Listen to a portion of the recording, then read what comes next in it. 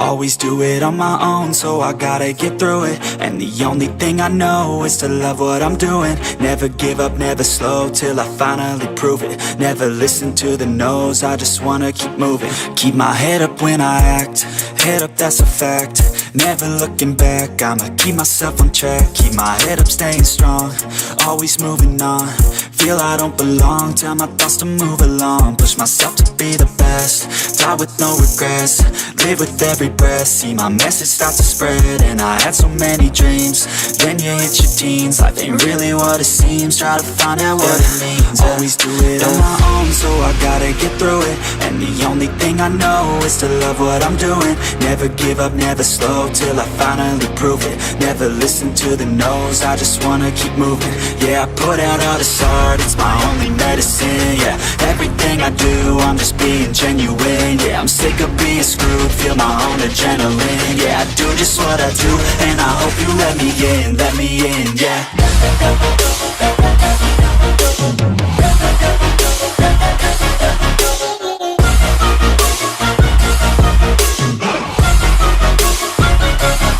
I'm grateful, oh yeah, able, oh yeah, I'm stable, oh yeah, no label, oh yeah, you know me, I have only a path, I'm lonely, but damn, I'm going to win.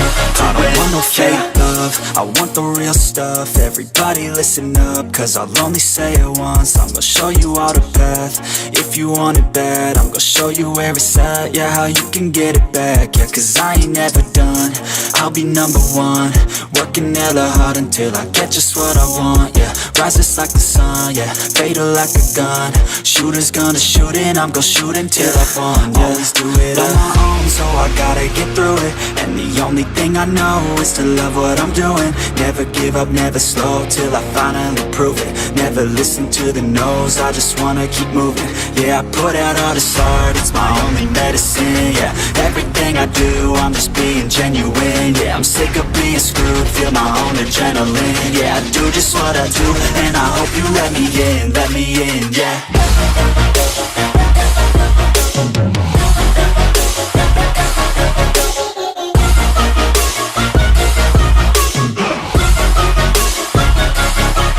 Grateful, oh yeah, able, oh yeah, I'm stable, oh yeah, no label, oh yeah, you know me, I have only a path, I'm lonely, but damn, I'm going to win, yeah.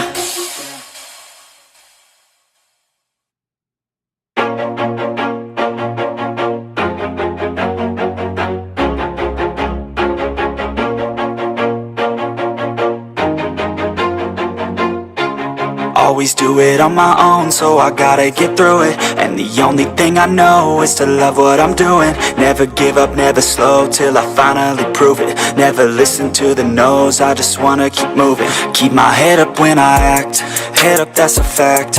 Never looking back, I'ma keep myself on track. Keep my head up, staying strong, always moving on.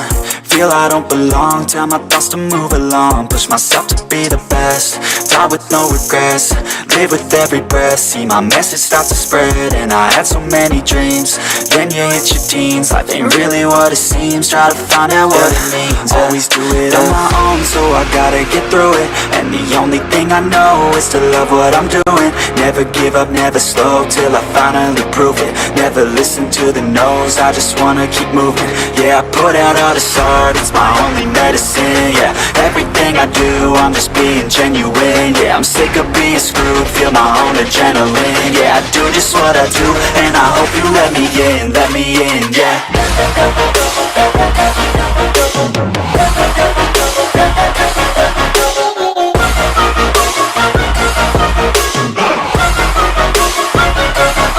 I'm grateful, oh yeah, able, oh yeah, I'm stable, oh yeah, no label, oh yeah, you know me, I have only a path, I'm lonely, but damn, I'm going to win. I don't want no fake love, I want the real stuff. Everybody listen up, cause I'll only say it once. I'm gonna show you all the path, if you want it bad. I'm gonna show you where it's at, yeah, how you can get it back. Yeah, cause I ain't never done, I'll be number one. What's up, everybody? On this beautiful Friday evening, beautiful. It actually hailed yesterday. I don't know if any of you got weird weather. I'm in Pittsburgh, so northeast, I guess that is, of the States. We just getting weird shit, and a couple weird things have happened leading up to, I think, an eclipse this Tuesday. Like a major eclipse where it's supposed to be like dark for 4 minutes, or the moon is supposed to like encompass the sun for 4 minutes, says my uncle, who's really into this sort of stuff. So I don't know, but yesterday, I want to say it was like 3 p.m. Well, no, maybe 6 p.m. I don't remember. Some of the late afternoon. It hailed. It hailed here, okay? It's April. It should be raining. It's been raining, but it hailed, which was bizarre. Also yesterday, there was a fucking earthquake in New Jersey that shook New York City and that people apparently felt in Pennsylvania.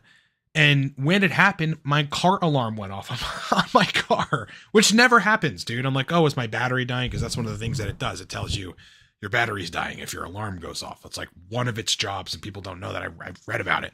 I'm like, how could it be my battery? It's like pretty new. Like, there's no way. Fucking car alarm goes off, dude. Don't know what it was. I go out there like with my rifle. It's 3 a.m. I'm like, is someone trying to steal my rims? Like, what? I'm half asleep. I'm like, what's going on? Not a sound in nature, brother. Not a single peep. Like, there's usually birds out, like nothing. Like, dude, I felt like I was in a Stephen King movie. It was really, really bizarre. So anyway, that was yesterday. It's just been weird. Yeah, and I guess, this eclipse that's coming up is going to be somewhat cool. I don't know. I'm debating on whether or not I should get the glasses to look at it or not look at it at all and see if everything goes dark like my uncle says it's going to be for 4 minutes or so. I'm not sure if I know that he's correct or not on that, but it's pretty crazy. A couple things I want to talk about as we filter people in here on a Friday night. Number one, TRT energy. TRT energy really is something else. Like, check this out. Let's go to a window capture if I could. Give me a second here, guys. Okay, so this thread here, let me just extend this.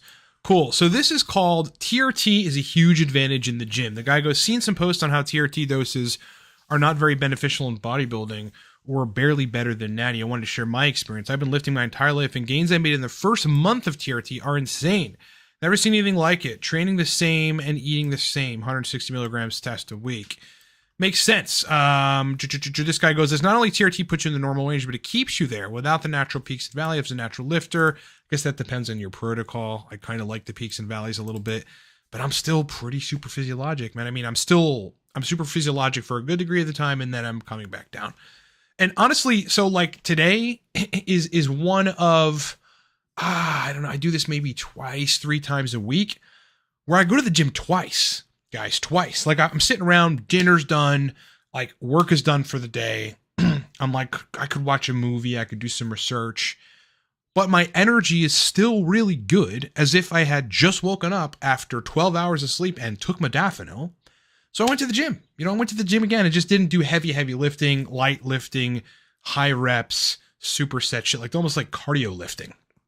And it was really good. It was really, really good. But like, the energy that you get from TRT, if the dose is right for you, is astronomically better than if you're pretty high testosterone as a natty. Like, I've never, even when I was at 800, 900 nanograms per deciliter total testosterone as a natural, I never at 6 p.m. was like, I want to go to the gym. You know what I mean? I just was kind of like, my energy was okay, not crazy.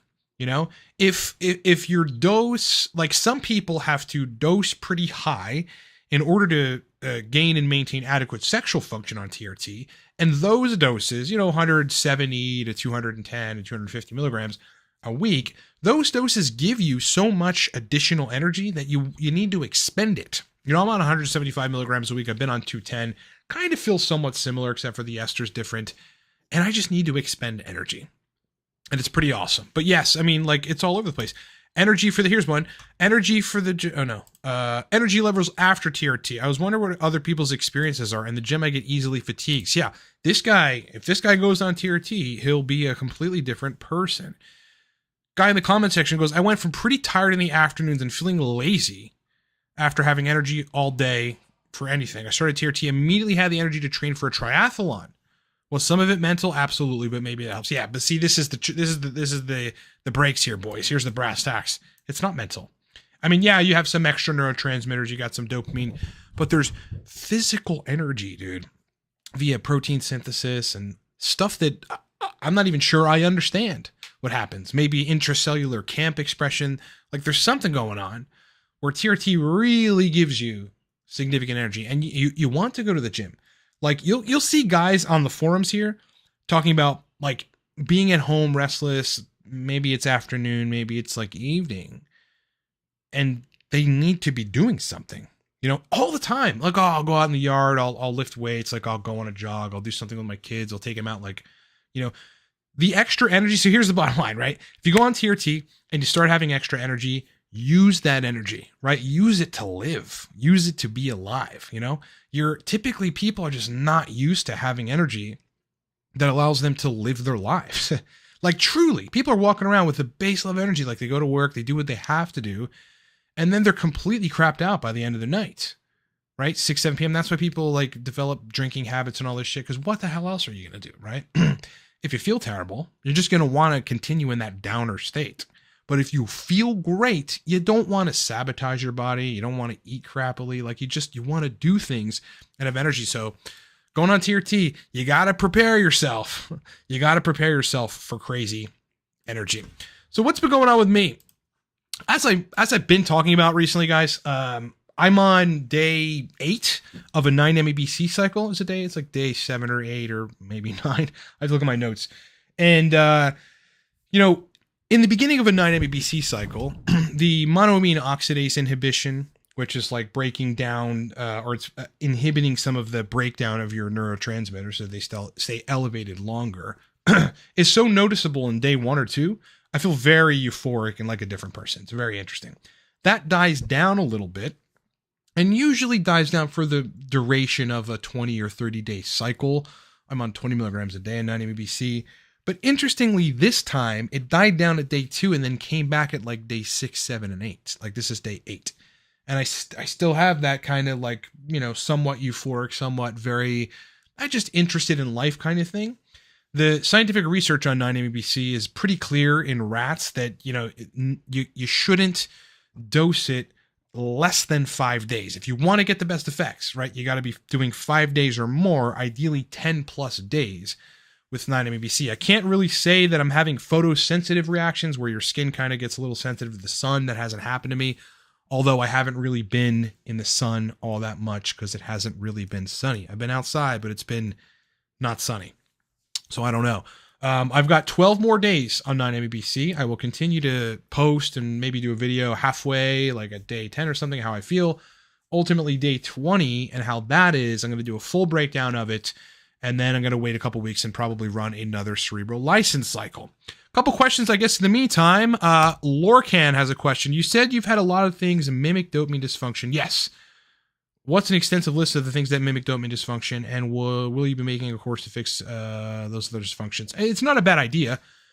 Well, number 1, low testosterone or hypogonadism. I mean, even 400 or 500, if you really need to be at 900 to 1,000 plus, is going to mimic the dopamine deficiency, in part because you somewhat aren't making as much dopamine as you could or should, because testosterone heavily upregulates the dopaminergic pathways. Number 2, dehydration will mimic a dopamine deficiency. And dehydration is a little weird, right? Like there's a couple things that control it. Number 1, estradiol.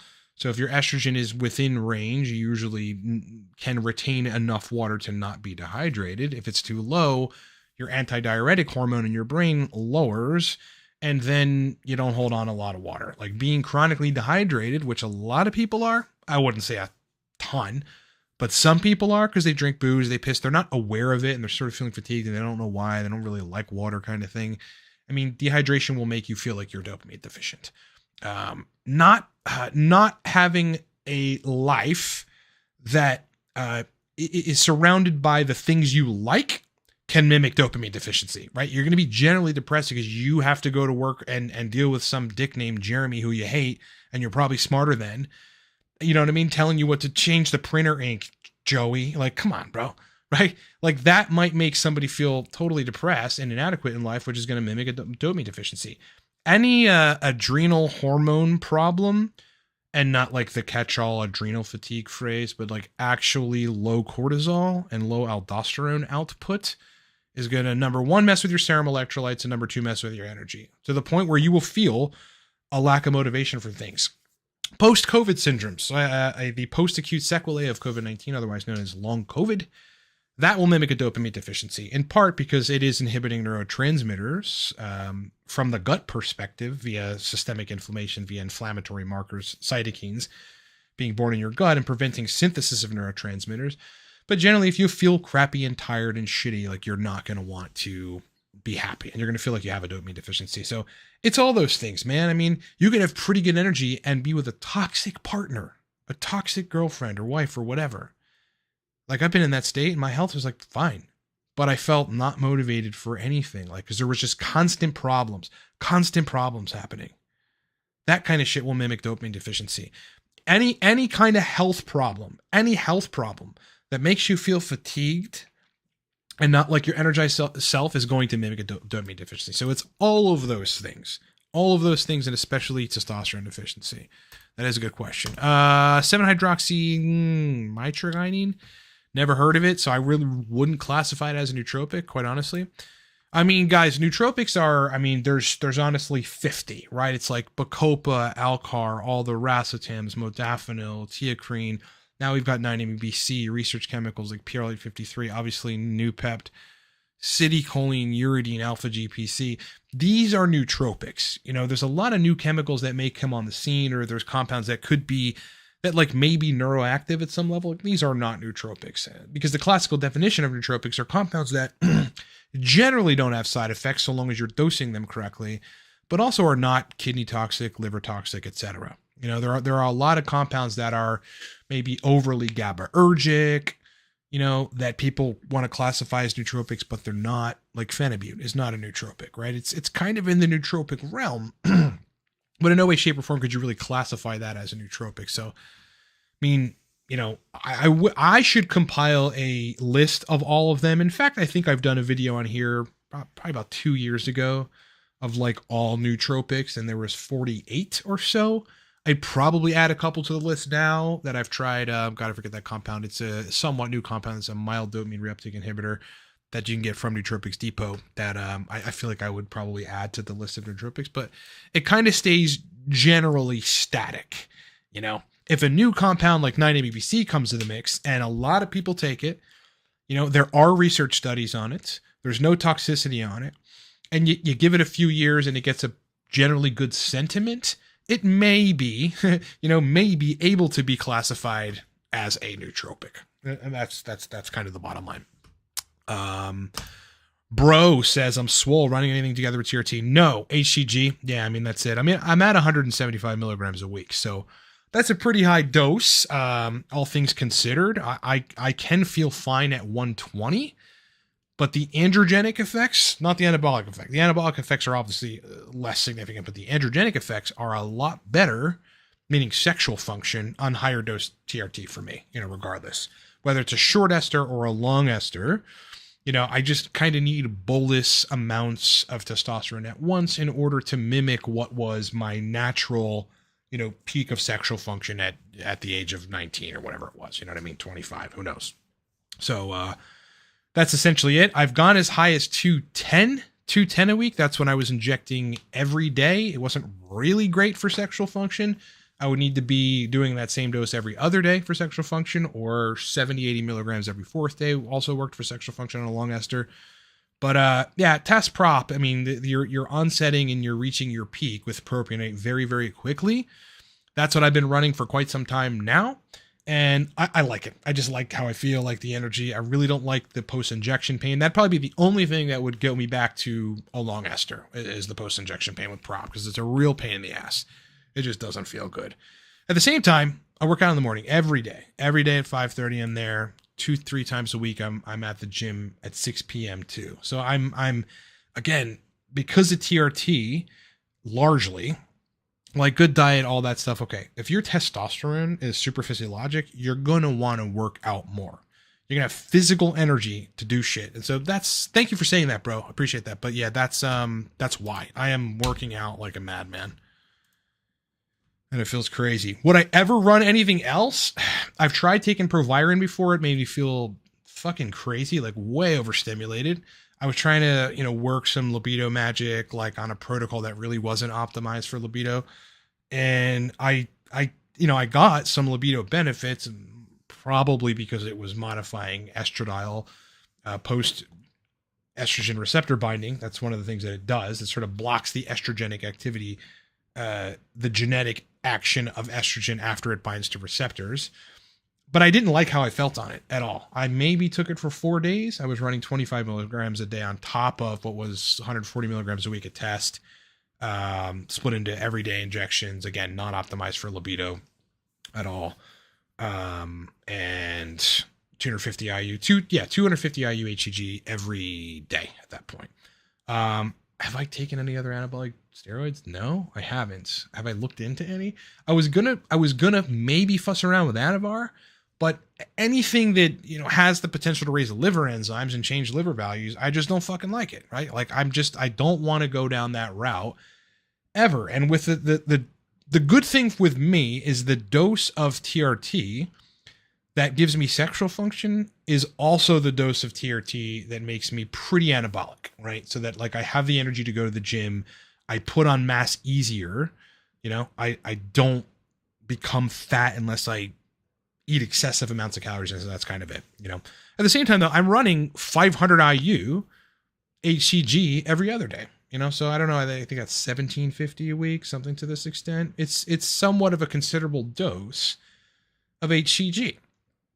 And, so I'm making a little more testosterone as a result of having the HCG in the picture. So that's kind of why, I guess I'm where I'm at. But at the same time, since I left my ex-girlfriend, in Easton, Pennsylvania in October of 21, and then moved to Pittsburgh by myself with my cat, like I rebuilt my whole life because we had a life together over there. And I've been going to the gym every day. You know what I mean? So like at the same time, it's also been now 2 years and 4 months or whatever of going to the fucking gym every day. I've taken maybe 5 days off in the last 2 years, honestly. So that's what I wouldn't personally mess with SARMs. So I mean, not that, whatever, they're bad or whatever, but just for me, I don't care enough. I just don't care. Those of you that just jumped in, if you got questions, ask them. I think a lot of people are out on Friday night, so we don't have half as many people as we typically have. But if you got questions, post them. I've been talking about my 9-MABC cycle. I'm on day 8, pretty sure. 8, and like the euphoric energy feelings that came from day 1 and 2 are starting to creep back up in day 7 and 8, which is weird. I don't think that happened last time that I did this.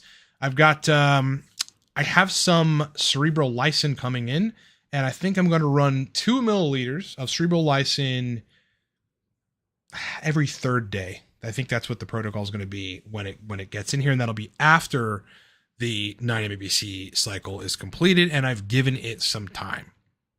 Austin is saying, sorry, trying to be YouTube acceptable. If a woman wants to try dopaminergic nootropics, should she expect changes in her libido due to dopamine receptor activation? Well, I think yes, and yes, basically. Ultimately, more like synaptically available dopamine. It's like dopamine that's not bound to or stored in these storage vesicles and presynaptic neurons.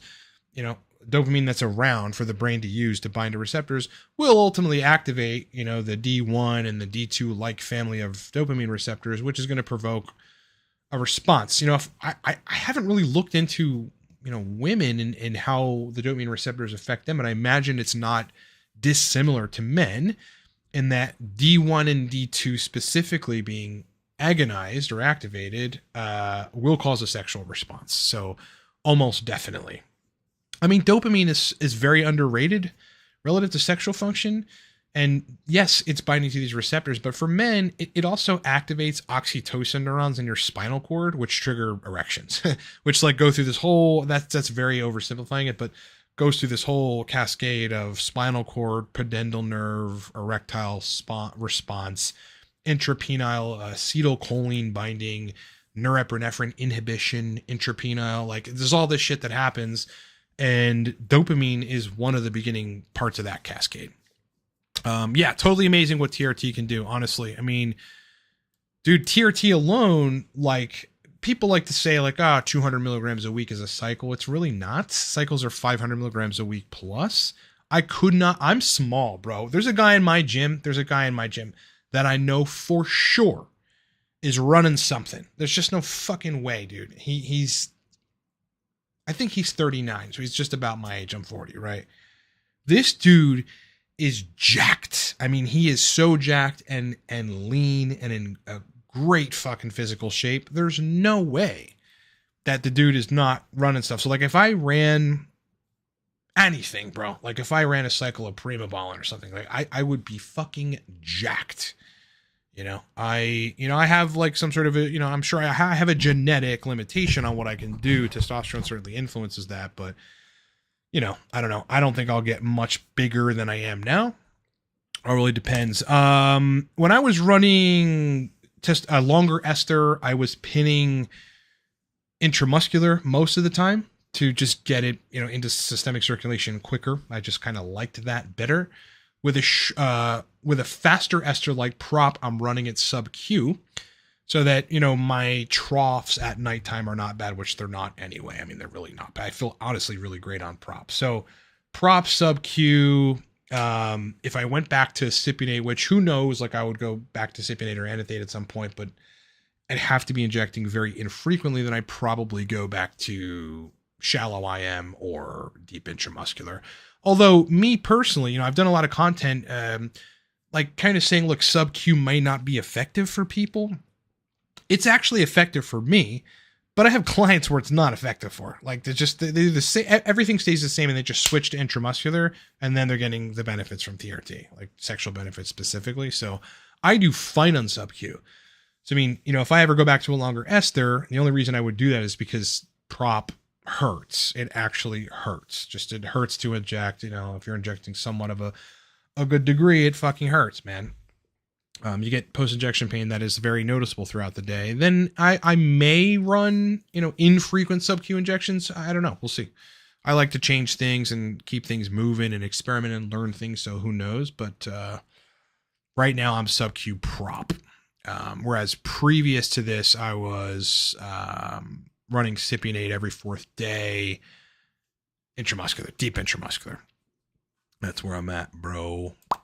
That is where we're at, bro. I don't know if you guys are like ready for the spring or we're like going crazy for it. Like dude, man, it's getting closer and closer. We had a big rain recently. It's still kind of ongoingly shitty. That's always the precursor to like a spring. It's here. Everything's changing. The birds know it. They're out. They're singing. They're out. The bunny. I saw a fucking bunny, dude. You never see bunnies in the winter because they hibernate. They go somewhere. We're so close, boys. We're so close to nice weather consistently. I don't know how people could live in, like I watched this documentary where we're in Antarctica or somewhere. Is it below? It's like 50 below or something crazy. Maybe 90. I'm not sure what it was. Something ludicrous. And these people have to like wear protection when they go out or they get frostbite in under 3 minutes. How could you live that way? Get out. Like, do what you can to get the fuck out of there and go somewhere else. Jeff Tazo saying, you mentioned Sandra on a recent video. I've seen a couple things on Reddit about it permanently inhibiting an important stomach enzyme, CYP3/4A. I know there's a lot of bad info on Reddit. Yes, there is. And again, these people are the same people that said 9-MEBC could turn into a neurotoxin when like there's really only a couple studies available. There's like some prominent ones. And in one of the prominent ones, it literally says that 9-MEBC has a neuroprotective effect over another beta-carboline, which is neurotoxic, called 9-DimeBC. It's like, did you read the paper? And they posted it on Reddit, and then all kinds of people believe it. Like, so you really have to be careful. People also took a rat study where these scientists like dysregulated a uridine homeostasis enzyme. They actually superficially knocked it out, so eliminated it from a mouse body, and then they fed them like large quantities of uridine, and then spontaneous tumors popped up in those rats' bodies. No shit. That would happen if you completely remove the enzyme. It's called upase that regulates uridine homeostasis. and then you feed someone super physiologic amounts of uridine, that weird shit's going to happen. People took that and went, oh, uridine causes cancer. I've taken uridine for 15 years. No sign of cancer, right? So you got to be real careful with that. Not saying that that Shashandra doesn't inhibit this stomach enzyme. I'd have to look into it, right? And then see if it's really true. See if you can mitigate that, whatever. But I've used Shashandra pretty successfully to lower prolactin, just to experiment. Let me see if I can take it down to 3 to 2 nanograms per milliliter. Does that change refractory period significantly? I've never had any problems with digestion relative to taking it. Any other questions here? Mucuna and L-tryptophan apparently might be good. God, have I ever taken that together? I don't know if I have. But yeah, I mean, the brain's going to use those extra levels of both serotonin and dopamine, and probably, it's going to, homeostasis is going to kick in. It's going to try to regulate, but in the interim, you'll feel pretty good. And maybe your new baseline state will even be better, you know what I mean, than previous. Yeah, Mucuna's epic. I mean, it's a pre-workout. It is a sexual function enhancer, right? It's a pretty powerful, almost instantly effective dopaminergic. So I think Mucuna is great. Perfectly safe to take as well, despite, this fear mongering on the web, which comes from people who like to repeat things. Yeah, I remember the doses being pretty high. Either way, if you knock pace out, you're gonna have a uridine homeostatic disorder, which is what they essentially manufactured. So I don't know why people looked at that paper and were like, this could be replicated in humans. I'm not even sure you could knock pace out in a human. Again, these are things that people are doing in a lab. Like, I don't even know what the purpose was. Like, what's the purpose of that? To see if you could manufacture carcinogenesis? Because they certainly figured that out. Austin Mesa is ready to plant seeds in Eastern Washington State. Spring is here. Love it, brother. Yeah, man. I think this year I'm going to get some oregano, maybe some sage, perhaps some thyme or something. Because in my backyard on my deck, there's like these planters. You know what I mean? So I'm either going to plant flower, like green plants, or I'm going to plant fucking spices. Herbs and spices, bro. Looking forward to it, man. Yeah. I don't know. Maybe I'll start a garden. I don't know. I mean, I'm just very excited, dude. I don't know how I made it through the winter. It feels like it was just so long. I don't know if you guys feel the same way, but it started getting cold in October, and then November, it was just cold. November, December, January, February, March. It's like, so what is that? Basically, October is really not great. November, December, January, February, March. That's 6 months. April's really never that great. It's kind of half and half. 6.5 months. That's half of the year, dude. Half of the year where you can't go outside and walk unless you put shit on, a bunch of layers on, which is usually uncomfortable. No one wants to do that.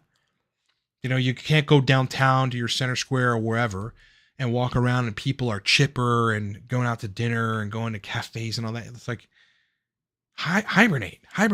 I really haven't ever lived in a place that there was no winter. So I don't know. I mean, maybe I would really love it. Maybe I would really, really love it. Bro says rosemary's great for the brain. Maybe, brother. I know sages. I know a lot of herbs are pretty, good for brain function. Trying to think of what else, man. I mean, I'm excited about the cerebral license cycle that is coming up. Just because I got profound neurological benefits from it last time. I just felt, I honestly felt like I had aged backwards in my brain. Some of that tapered off, and it does, but I'm sure there are ongoing benefits from taking it. I'm just pumped about taking it again because the stuff is so powerful. I probably won't need to run another cycle of it after that, because I'd be running 2 cerebral license cycles in under 6 months. But I'm just excited. I'm excited because I understand, first, based on the scientific literature, but secondly, you're taking what is almost definitely damage, if you will, right? That just accumulates over time, and neurons, receptor sites, all kinds of shit, and fixing it, right? Or attempting to fix it, or partially fixing it, and restoring systems. The studies on it doing crazy shit are insane. It does a lot of really cool stuff. So the fact that you can do that with nootropics or in this case, it's just like I don't know, like a post-stroke peptide. It's fucking, from pig brains, is really something else. This is the kind of stuff that, I don't know, I mean, 30 years ago, no one would ever think. People look at me like I'm crazy if I said that happened. Same thing with BPC 157. What? You can inject a peptide? One that you already make in your stomach? But you inject it on site on an injury and it heals it? Yeah. Yes. There's a lot of crazy stuff, and I think it's only going to get crazier, to be honest with you. Winter sucks everywhere, brother. Oh God, it's such a pain in the ass. I mean, honestly, I'm going to have to figure out this coming winter, what the hell to do. Cause I make it, and I dated and I would still go out downtown here in Pittsburgh and do stuff, but it's just, when the weather sucks and people aren't lively and aren't out, it's harder, man. I think I'm just going to go to the gym twice a day. Go to the gym in the morning, maybe do a mild workout just to get it in, maybe just strength training in the morning. And then in the evening, cardio with weights, just lifting light weights, just high reps kind of thing. That's probably what I'm going to do this coming winter. Otherwise, I'm going to go nuts because I almost went crazy. Right now, I feel like I'm crazy. I had to go to the gym today for the second time today because it was 6 p.m. and I'm done dinner and I'm like, what am I? It's like, I don't know what to do. I have a lot of energy. I don't want it to go to waste, dude. The eclipse is coming pretty soon. I think it's Tuesday. And apparently the moon is supposed to block out the sun for some considerable period of time, 4 minutes or something. And so it'll be relatively dark for that period. I don't remember what time, but I'll look it up this weekend and try to figure that out. But I definitely want to watch that. If it is going to happen where it gets dark in the daytime from an eclipse, I'm going to want to be around to see it. Spring break Miami. All right. Oh my God, bro. Miami. Last time I even heard Miami, I was dating this girl who went to Miami. While we were dating, we had only been dating 3 weeks or something. She goes to Miami and calls me from her hotel room each night drunk. Okay, fine. That didn't end up working out. She drank way too much, bro. But I'm sure she had fun in Miami. Jeff Tezos, how important is supplemental choline source with Alcar? Not important to me. Alcar will make you make a little more acetylcholine.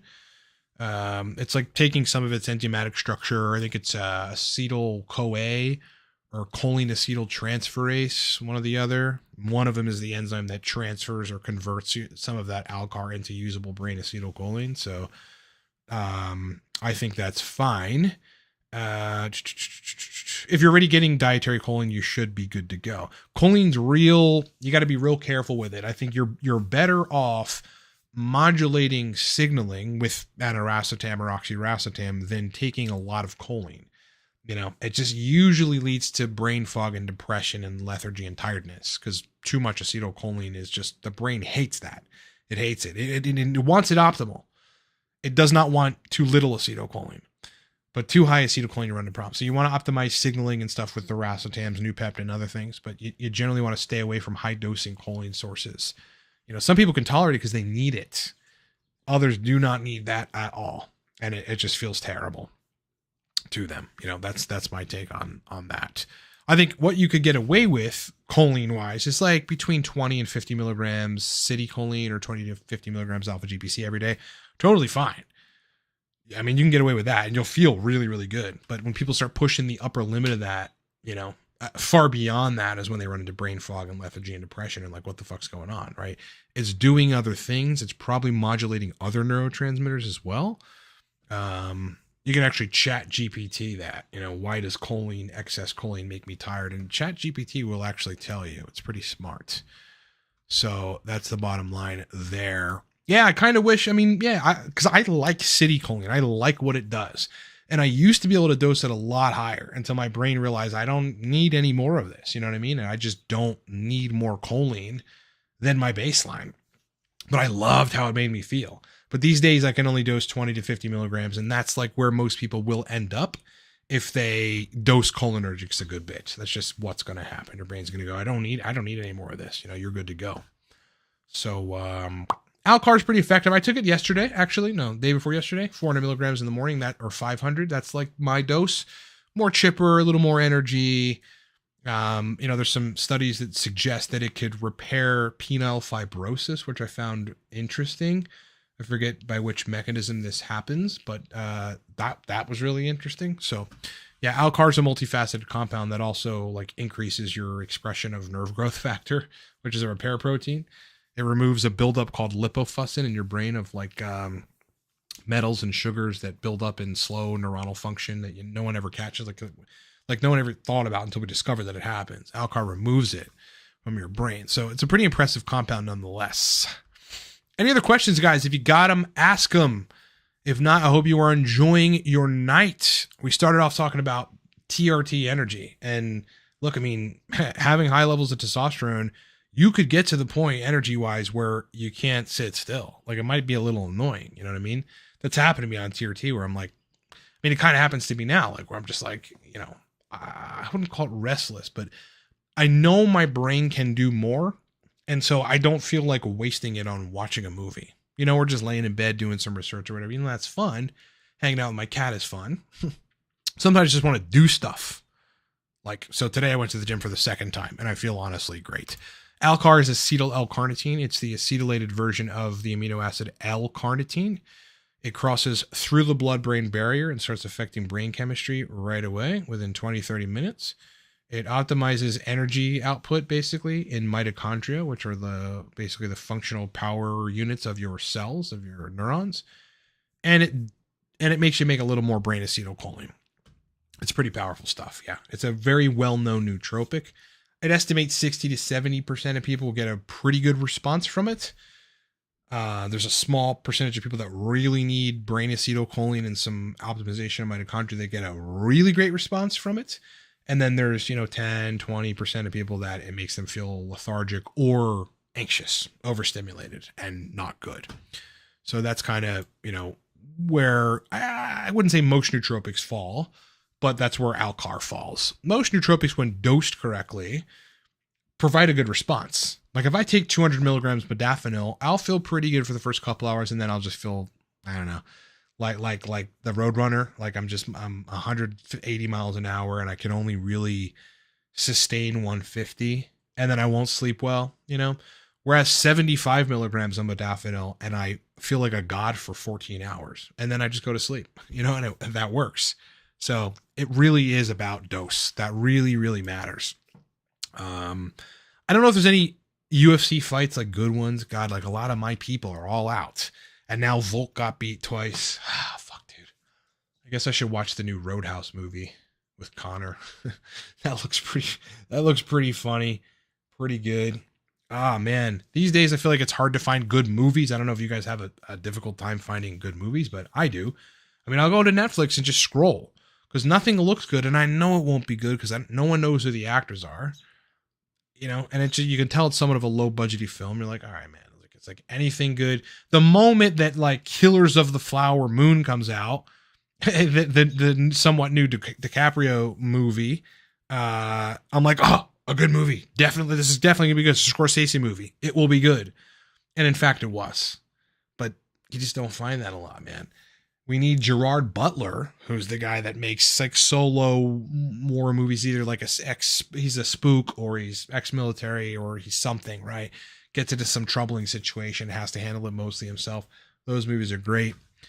Liam Neeson's a little too old to be making movies. He's tried, I've seen some somewhat recent movies, and Liam Neeson, the guy's like, he's old, it's just, you can't, it's like Clint Eastwood making movies, right? He still does. So there's that. I think I would love to watch another Daniel Craig based Bond because he could make it work. He can make it work. He might be able to make two. And the new Mission Impossible, there was was it the fourth one, part one, or is it the fifth one, part one? And then there's a part two coming out. So I'm very excited about that. That's going to be epic. All right, boys, I'm going to end the stream. Looks like we don't have any more questions. Thanks to those of you that are here for being with me. Hope this has been cool and useful. Content coming likely tomorrow, so look out for that. Live stream tomorrow morning. We'll do the regular Saturday live stream tomorrow morning, 9 a.m. Eastern or 9:30, depending on if I've got errands or stuff to run in the morning, but it's usually between 9 and 9:30. That one lasts for about an hour and a half, and everybody comes to it, and we get a lot of good questions. So look forward to that tomorrow at 9 a.m. Eastern time. If you're subbed to the channel and have notifications on, YouTube is going to notify you that it's coming out. Otherwise, I hope you have a great night. Content coming soon. Sleep well, everybody. And I'll see you on the next one. Later.